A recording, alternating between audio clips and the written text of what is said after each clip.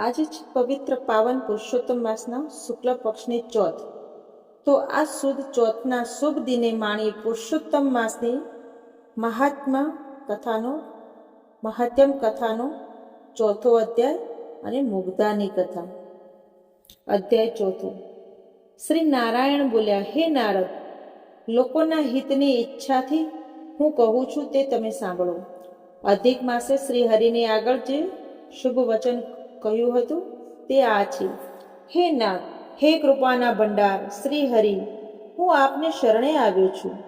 મને મલિન ગણી દેવો સહિત સર્વ લોકોએ શુભ કર્મમાં મારો બહિષ્કાર કર્યો છે. મારા 30 દિવસ દરમિયાન સૂર્યનું સંક્રમણ ન થવાને કારણે લોકો મને ધિક્કારે છે. સર્વથી તિરસ્કૃત થયેલો હું દુર્ભાગી છું, નિરાધાર છું. મારો કોઈ સ્વામી નથી, માટે આપ મારું રક્ષણ કરો. દુશાસનથી દ્રૌપદીનું, યમુનાના ઝેરી પાણીથી ગોવાળો તથા પશુનું અને ઝુંડના મોઢામાંથી ગજેન્દ્રનું આપે જેમ રક્ષણ કર્યું હતું તેમ આજે આપના શરણે આવેલા મારું આપ કેમ રક્ષણ કરતા નથી? કેમ મને દુઃખ રહિત કરતા નથી? લક્ષ્મીપતિને એમ વિનંતી કરીને સ્વામી રહિત એ મળમાસ બોલતો બંધ થયો અને આંસુ સારતો પરમેશ્વરની આગળ ઊભો રહ્યો. ત્યારે મળમાસને શ્રીહરિ વિષ્ણુએ આ પ્રમાણે કહ્યું, હે વત્સ, તું અતિશય દુઃખમાં કેમ ડૂબી ગયો છે? તારા મનમાં એવું કયું મોટું દુઃખ છે? શોક ન કર, હું તારો ઉદ્ધાર કરીશ. જેને મહાદુઃખ હોય તે પણ મારી પાસે આવીને શોક કરતો નથી. આ વૈકુંઠ શોક તથા વૃદ્ધાવસ્થાથી રહિત, આનંદયુક્ત તથા મૃત્યુ રહિત છે. છતાં આવા વૈકુંઠધામમાં આવી તું દુઃખી કેમ થાય છે? હે વત્સ, તું મરવા કેમ ઈચ્છે છે તે હમણાં જ મને કહે. અધિક માસ બોલ્યો, હે ભગવાન, આપનાથી કાંઈક અજાણ્યું નથી, કેમ કે આકાશની પેઠે આખા વિશ્વમાં આપ વ્યાપી રહ્યા છો. સર્વવ્યાપી છતાં નિર્વિકાર અને સર્વ છો. આપ મુજ અભાગીનું દુઃખ નથી જાણતા. આપ બધું જાણો છો, છતાં મારું દુઃખ તમને કહું છું. આવું દુઃખ આપે સાંભળ્યું નહીં હોય અને જોયું પણ નહીં હોય. ક્ષણ, લવ, મુહૂર્ત, પખવાડિયા, મહિના, દિવસો તથા રાત્રિઓ બધા પોતપોતાના સ્વામીઓના અધિકારને લીધે સદા નિર્ભય તથા આનંદિત રહે છે. મારું તો કોઈ નામ નથી, મારો કોઈ સ્વામી નથી અને મારો કોઈ આશ્રય નથી. એ કારણે દેવતાઓ સહિત સર્વ લોકોએ મને સારા કામમાંથી દૂર કર્યો છે. મળમાસ કોઈ સત્કર્મમાં મારો નિષેધ કરાયો છે. આમ દરેક મારું અપમાન કરે છે. તેથી હંમેશા જેમ ખાડામાં પડ્યો રહેતો આંધળો માણસ મરવા ઈચ્છે છે, તેમાં હું પણ મરવા ઈચ્છું છું. મને જીવનનો ઉત્સાહ રહ્યો નથી. પોતાના જ બંધુ બાંધવોના તિરસ્કાર સહન કરી દિનહીન હાલતમાં જીવવું તેના કરતાં મરી જવું વધારે સારું છે. બસ હે મહારાજ, આથી વધારે કાંઈ પણ મારે કહેવું બાકી રહેતું નથી. આપ પારકું દુઃખ સહન કરતા નથી અને પારકા ઉપર ઉપકાર કરવો એ આપને પ્રિય છે. એવા આપ મનાયા છો. વળી વેદોમાં તથા પુરાણોમાં આપ પુરુષોત્તમ તરીકે પ્રસિદ્ધિ પામ્યા છો. તો પોતાનો ધર્મ વિચારી આપને શરણે આવેલા મુજ પર દયા કરો. મારા કષ્ટોનું નિવારણ કરો. કોઈ મારો તિરસ્કાર ના કરે. મારા સમયમાં શુભ કાર્યો થાય. મને મારો પણ કોઈ અધિષ્ઠાતા થાય તેવી કૃપા કરો. હે દયાળુ, મને આ મરણતુલ્ય કષ્ટથી ઉગારો. હે કરુણાનિદાન, મેં મારી વિપદા તમને જણાવી. હવે આપને જે ગમે તે કરો. હું પામર છું, આપ મહાન છો. હવે વારંવાર કહેવાનો અર્થ નથી. હું મરીશ, હવે હું મરીશ જ. એમ વારંવાર કહી એ મળમાસ બોલતો બંધ થયો. અને પછી, હે નારદ, લક્ષ્મીપતિ પ્રભુની સામે મૂર્છા પામી તેમના ચરણોમાં ઢળી પડ્યો. તેને મૂર્છા પામેલો જોઈ આખી સભા વિસ્મય પામી. અધિક માસ આમ વિરામ પામ્યો એટલે શ્રી વિષ્ણુ ભગવાન અતિશય કૃપાથી વ્યાપ્ત બની પૂનમના ચંદ્ર કિરણો જેવા શીતળ, શાંત અને મેઘના જેવા ગંભીર અવાજથી આવા સુંદર વચનો બોલ્યા. નૈમિષારણ્યમાં સર્વ મુનિઓને કથા સંભળાવતા સુત પુરાણી બોલ્યા, હે મુનિશ્રેષ્ઠો, સમગ્ર વેદશાસ્ત્રોની સમૃદ્ધિનું શ્રેષ્ઠ આશ્રયસ્થાન શ્રી નારાયણના મુખેથી પાપના સમુદાયરૂપ સમુદ્રનો નાશ કરવામાં વડવાનલ સરખું અને અતિશય શુદ્ધ એવું વચન સાંભળી નારદજીનું મન અતિશય હર્ષ પામ્યું. અને પછી, હે બ્રાહ્મણો, એ નારદ મુનિ આદિ પુરુષ શ્રી વિષ્ણુ ભગવાનના વચનો સાંભળવાની ઈચ્છાથી બોલ્યા. શ્રી બૃહન્નારદીય પુરાણના પુરુષોત્તમ મહાત્મનો મળમાસની પ્રભુ પ્રાર્થના નામનો 4થો અધ્યાય સંપૂર્ણ. હવે પતિત પાવન પુરુષોત્તમ માસની કથાનું રસપાન કર્યું. મુગ્ધાની કથા. સુંદર અવંતી નગરીમાં વેદોનો પાર પામેલો વિષ્ણુપ્રિય નામે બ્રાહ્મણ રહેતો હતો. તે સર્વ કામોમાં કુશળ, શાંત, શ્રી હરિનું વ્રત કરવામાં મુખ્ય હતો. તેને ત્યાં 2 પુત્ર જન્મ્યા હતા.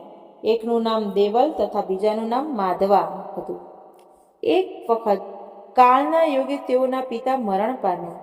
તેથી તે બંને ચિંતાતુર થઈ પડ્યા. દેવલની પત્ની રૂપી તથા લાવણ્યથી યુક્ત હતી, તેથી તેનું નામ રૂપવતી રાખવામાં આવ્યું હતું. પણ તે કપટી અને ઈર્ષાળુ હતી. તે મોટી જેઠાણી એટલે કે જેઠની પત્ની હોય મુખ્ય અધિકારને પામી હતી, જ્યારે માધવની પત્ની ભલી, ભોળી, દયાળુ, ધાર્મિક વૃત્તિની અને સૌ પર સ્નેહ રાખનારી હતી. તેના સરળ સ્વભાવથી સૌ મુગ્ધ થઈ જતા, તેથી તેનું નામ મુગ્ધા રાખવામાં આવ્યું હતું. બંને ભાઈ સાથે જ રહેતા હતા. ઘણી મહેનત કરવા છતાં ભાગ્ય આડેનું પાંદડું ફર્યું નહીં અને તેમના ઘરમાં દરિદ્રતા આવી. તેથી બંને ભાઈઓ આ નગરી છોડી પરદેશ કમાવા જવાનો વિચાર કર્યો. તેથી સગા વહાલાઓ સાથે ચર્ચા વિચારણા કરી તેઓ કમાવા માટે પરદેશ જવા તૈયાર થયા.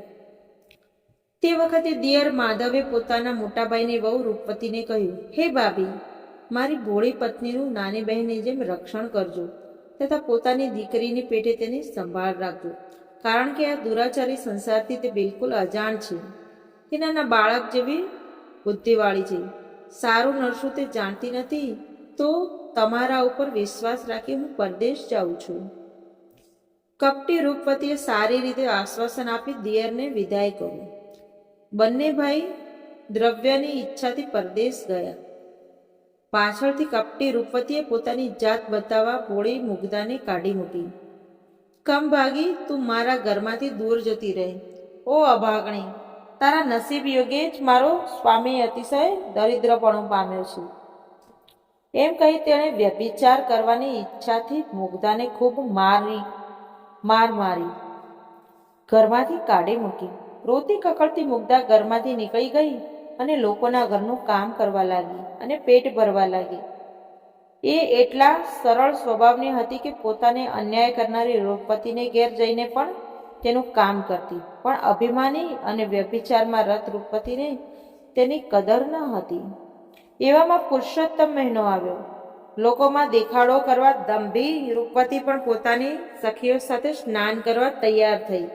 તેણે ઘરમાં દેવની સ્થાપના કરી પૂજા પાઠ ઉપવાસ કર્યા. મુગ્ધા બધું જોઈ વિસ્મય પામી. તેણે રૂપવતીને કહ્યું, આ વ્રત મારે લાયક હોય તો મને પણ કહો, તેથી હું પણ કરું. ત્યારે રૂપવતી એમ કહી ઉલટો તેને તિરસ્કાર કર્યો કે તું શું વ્રત કરવાની હતી? તારા પાસે દોકડોય છે નહીં ને તું શું પૂજન દાન દક્ષિણા કરવાની હતી? જા, નીકળ અહીંથી. ના જોયું હોય તો મોટી વ્રત કરવા વાળી. આથી દુઃખી થતી તે ચાલતી નીકળી. રસ્તામાં તેને રૂપવતીની સખી ભામિની મળી. મુગ્ધાને નિરાશ અને દુઃખી જોઈ તે બોલી, અલી મુગ્ધા, તને શું દુઃખ છે? તે આટલી ઉદાસ છે.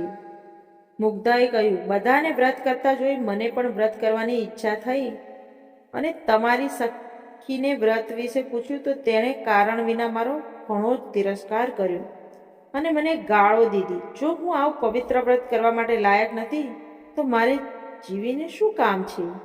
આ સાંભળી કુટિલા ભામિની મુગ્ધાની મૂંઝવણ સમજી ગઈ અને તેને હેરાન કરવાના આશયથી બોલી, એ વ્રત 2 પ્રકારનું છે, એક તો પ્રસિદ્ધ અને બીજું ગુપ્ત. આ મળ માસમાં ગુપ્ત રીતે જ સ્નાન કરવું. મળ માસની પ્રસન્નતા માટે મેલા પાણીમાં સ્નાન કરવું. પાણીમાં જેટલો દુર્ગંધવાળો મેલ વધુ એટલા શ્રી હરિ જલ્દી પ્રસન્ન થાય છે. દિવસમાં 3 વાર ભોજન કરવું. ભોજન પણ તીખા અને કડવા પદાર્થનું કરવું. પીપળાનું પૂજન કરવું અને પાંદડાના પડિયાનું દાન કરવું. મેં રૂપવતીને પણ આ વ્રત કહ્યું છે, માટે તું આ ગુપ્ત વ્રત જ કર, જેથી તારા પર શ્રીહરિ જલ્દી પ્રસન્ન થશે. ભામિનીએ ઠગેલી ભોળી મુગ્ધાએ તો અતિ પ્રસન્ન થઈ. હું તમે જણાવ્યા પ્રમાણે જ વ્રત કરીશ એમ કહી દીધું, કેમ કે તે કુપટ કુટિલતાને તો જાણતી જ ન હતી. પછી તે બાળાએ ઘરે જઈ ભામિનીને જણાવ્યા પ્રમાણે જ વ્રત કરવા માંડ્યું. તેણે તો ભામિનીના કહેવા પ્રમાણે વ્રતની શરૂઆત કરી. એ પોતે તો વિધિ કે નિષેધને કોઈ રીતે જાણતી જ ન હતી. કેવળ શ્રદ્ધાથી વ્રત કરવા માંડી. તે ગંદા પાણીથી નહાતી, ગંદા પાણીથી પૂજન કરતી અને કડવા તીખા પદાર્થોનું દિવસમાં 3 વાર ભોજન કરતી. પછી છેલ્લે દિવસે તે બાળા ભામિનીએ ઘેર ગઈ. તેણે કહ્યું, હે સખી, મેં તારા જણાવ્યા પ્રમાણે વ્રત કર્યું. હવે પણ પ્રભુ મારા પર પ્રસન્ન થશે ને? ભામિનીએ કહ્યું, એ વ્રતનું તારે ઉદ્યાપન કરવું જોઈએ. ત્યારે મુગ્ધાએ કહ્યું, હે સખી, એ ઉદ્યાપન કેવી રીતે કરવું જોઈએ તે કહો. ભામિની બોલી, પ્રથમ તો જે પીપળાની પૂજા કરી હોય ત્યાં ઊભા રહેવું. પછી તારે એ પુરુષોત્તમ સ્વરૂપ પીપળાને પૂછવું કે હે દેવ, મારું વ્રત જો પૂરું થયું હોય તો ઉદ્યાપનની વિધિ માટે મને આજ્ઞા આપો. શ્રી હરિ ઉત્તર આપે તો તારે સમજવું કે વ્રત પૂર્ણ થયું છે, અને ન આપે તો તારું વ્રત વ્યર્થ ગયું છે એમ મારું માનવું છે. જો પ્રભુ ઉદ્યાપન કરવાની આજ્ઞા આપે તો કહેવું કે આ વ્રત આવતીકાલે રાધિકાની સાથે મારે ઘરે જમવા પધારજો. પછી સઘળી રસોઈ તૈયાર કરવી, શ્રી હરિની સાથે બ્રાહ્મણોને જમાડવા અને પાંદડાના બનાવેલા સંપુટોનું દાન કરવું. મુગ્ધાએ તો પીપળા પાસે જઈ તેનું પૂજન કર્યું. પછી ભામિનીએ કહેલા વચનો બોલવા લાગી, છતાં પીપળાએ કોઈ જવાબ ન આપ્યો. ત્યારે તે અતિશય દુઃખી પામી અને વિલાપ કરવા લાગી. મેં વિધિ સહિત વ્રત કર્યું તો પણ શ્રીહરિ પ્રસન્ન થયા નથી. આ કારણે હવે મારે જીવવું નથી. જીવતરને હું શ્રેષ્ઠ માનતી નથી. આ બાજુ શ્રીહરિ પુરુષોત્તમ મુગ્ધાને કહેવા લાગ્યા, મારી પ્રસાદી હવે તું જમી લે એટલે તારું વ્રત પૂરું થશે. શ્રી પ્રભુના કહેવાથી મુગ્ધાએ પ્રભુ પ્રસાદીનું ભોજન કરતા જ તેનું ઘોડા પણ દૂર થઈ ગયું અને તેની બુદ્ધિ તેજવાન બની અને તેના ચહેરા ઉપર દિવ્ય તેજ પથરાઈ ગયું. તેણે સાક્ષાત લક્ષ્મીપતિ શ્રી પરમેશ્વરને ઓળખ્યા અને તેમના ચરણોમાં પડી હર્ષના આંસુથી ભીંજાતા ગદગદ સ્વરે તેમની સ્તુતિ કરવા માંડી. અતિશય ઘણા પાપોનો નાશ કરનારા આપના ચરણને નમન કરું છું. શુભ ઉત્તમ ભક્તિ તથા મુક્તિના દાતા લક્ષ્મીપતિના સ્વામી, ભક્તો પર પરમ પ્રેમ વરસાવનારા કૃપાનું સ્થાન, ગુણોના ધામ અને જગતના પરમેશ્વરને પ્રણામ કરું છું. હે પ્રભુ, આપનું દિવ્ય રૂપ મને બતાવો. મુજ અભાગણીની આટલી ઈચ્છા પૂરી કરો. મુગ્ધાની આ સ્તુતિથી તે ક્ષણે શ્રી હરિએ ભુજાધારી, હાથમાં મુરલીવાળા વનમાળી સુશોભિત પ્રત્યક્ષ થયા. શ્રી હરિ બોલ્યા, હે મુગ્ધા, તે ભક્તિથી મારી આરાધના કરી છે, તેથી હું તારા પર ઘણો જ પ્રસન્ન થયો છું. તારી ભક્તિના બળે તારો પતિ પરદેશથી ઘણું જ કમાઈને આવશે. તારે હવે કદી દુઃખના દાડા જોવા નહીં પડે. તે જે ખાડામાં સ્નાન કર્યું છે તે ખાડો હવે મુગ્ધા સરોવર નામે પ્રખ્યાત થશે.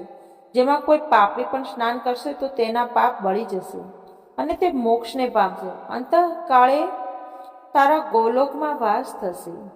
આમ કહી પ્રભુ અંતર્ધ્યાન થઈ ગયા. આમ ભોળી મુગ્ધા પુરુષોત્તમ પ્રભુની કૃપાથી સુખ શાંતિ પામી અને લાંબુ આયુષ્ય ભોગવી પતિ સાથે ગોલોકમાં વાસ પામી. અને અભિમાની રૂપવતી નિંદા કરવાથી નરકે ગઈ. હવે પ્રભુ પરમ કૃપા શ્રી કૃષ્ણ પુરુષોત્તમ ભગવાનનું સંકીર્તન કરવી. બોલો શ્રી પુરુષોત્તમ ભગવાનની જય.